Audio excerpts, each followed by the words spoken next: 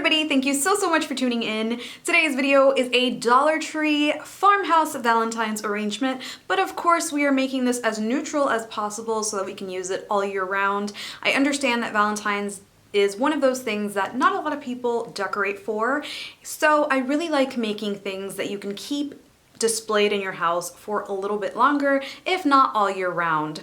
So I really hope that you enjoy this video and stick around by subscribing to this channel. Once you hit that subscribe button, we instantly become best friends. Did we just become best friends? Yup! And please hit that notification bell so you know every time I post a video. Let's go ahead and get started. For this project, I'm using Dollar Tree's stretched canvases, so I'm going to use two 8x10s, and they do have various different sizes. And then I'm also going to use two 6x8s, but you can also just use the tumbling tower game to mimic that same shape, and you might save maybe $1 or $2.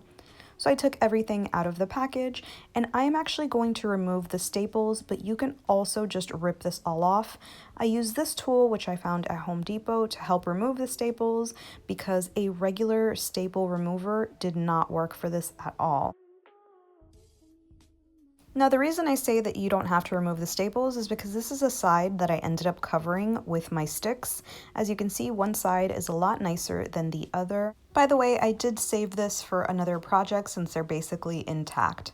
So here you can see what the canvases are looking like, and I'm going to grab some sandpaper and just sand it down. Like I said, if you don't remove the staples and you're going to cover all that up, you really don't have to, but if you want to stain this or paint this, it's really nice to have a nice smooth surface.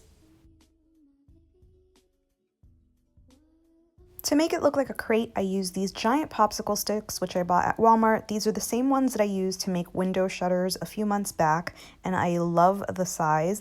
But if you're looking to keep it strictly Dollar Tree, you can use their jumbo popsicle sticks.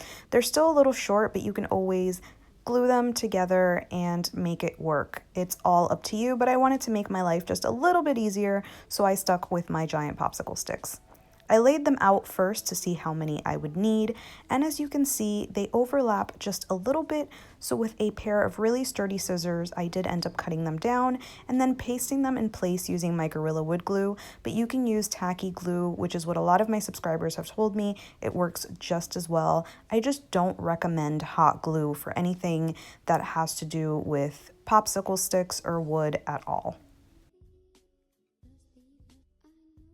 So because I'm using the Gorilla Glue, it does give me some time to work with it. In other words, I can move it around if I've gotten them too close together. I can remove it. I definitely prefer this to a hot glue method. Even though hot glue will give you that instant hold, this will probably fall apart. Trust me, I know. For the smaller ones, since the popsicle sticks are so large, what I ended up doing was lining them up. And I did want to reuse the rest of the popsicle sticks, so I kind of tried to pull them to the side. I used a ruler to create a straight line, and I don't want to do it too close to the edge. And this is where my pencil fails me, so I come back with another one, and I just try and trace a straight line so that I can cut them down the same way. I went ahead and did the same thing to the other side, and then with my sturdy scissors, I cut them down. So as you can see, I'm using 5 popsicle sticks per frame, and I'm doing this for the entire crate. So in total, I do end up using 25 because I do end up covering the bottom as well. And for these extra pieces here, I did end up keeping them. It's a nice amount of wood that I can use for another project, and I love to reuse stuff. So I ended up attaching them the exact same way, adding dabs of glue to the side, and then pressing my popsicle stick in and adding some weight to it while it dries. And I did this to all 4 of my frames. Make sure you are adding weight because some of these popsicle sticks do curl when you cut them with scissors, so adding weight will ensure that they will dry on the frame itself. So you can literally add anything you want to them. I ended up adding the pack of popsicle sticks that I had left over, and once everything was together, you can see that the part where you see where the popsicle sticks meet, that's where I'm going to attach them because I want them to be the inside. So you can either put it on top of the larger frame or on the side. It's up to you. There is going to be some bulk because of the popsicle sticks, so it's up to you where you want to see it.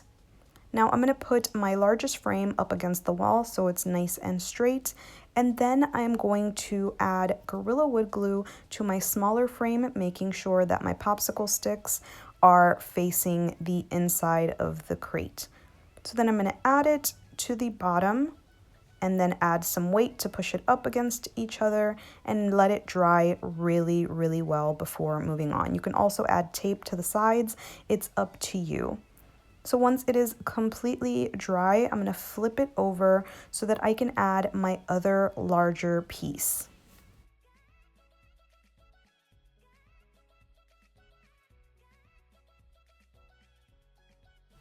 Now I do want to note that the more glue you use, the longer it's going to take to dry. I did go a little heavy-handed on the glue, but I am letting this dry for an extended period of time.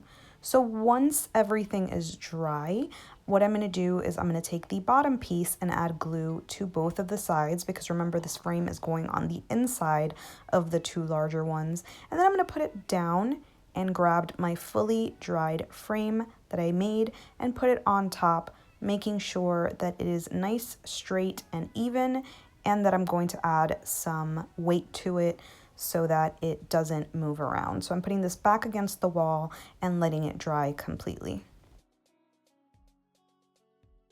So now that it is completely dry, you have the choice of leaving it as is if this is just decorative and no one's going to see the inside, but I wanted to give it a bottom because I really wanted this to be complete and to be able to use it as a centerpiece.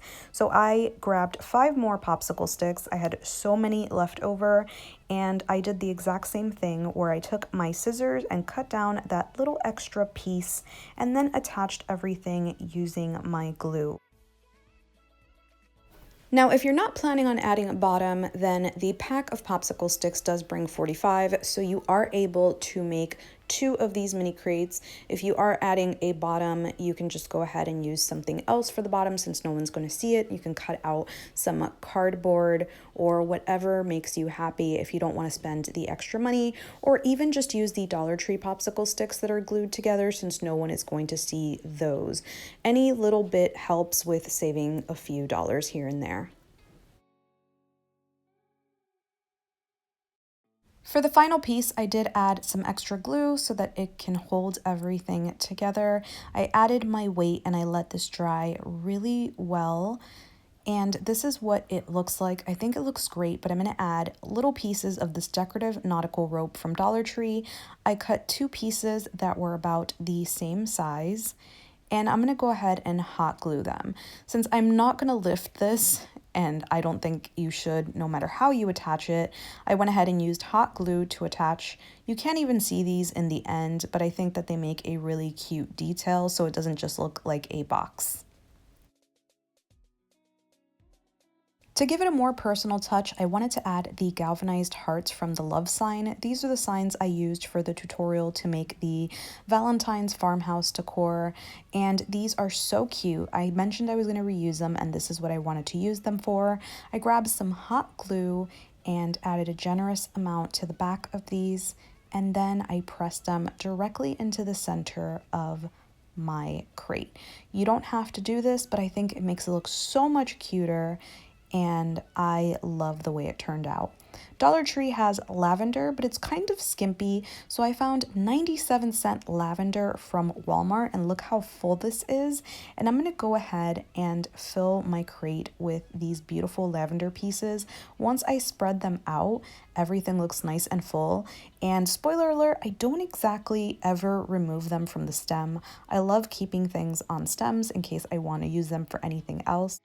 And then to add some color, I used these Dollar Tree roses and some of these Dollar Tree roses that I had left over from one of my wedding centerpiece tutorials. So I randomly added them in to my lavender to give them a pop of color. And I did cut these down using some side cutters. These I wanted spread randomly, so I didn't keep them on the stem. And when I was done, bam, I had a gorgeous crate arrangement. I think this is so beautiful, and you can use it for every season if you swap out the flowers. So I really hope that you enjoyed this video, and thank you so much for watching. Till next time.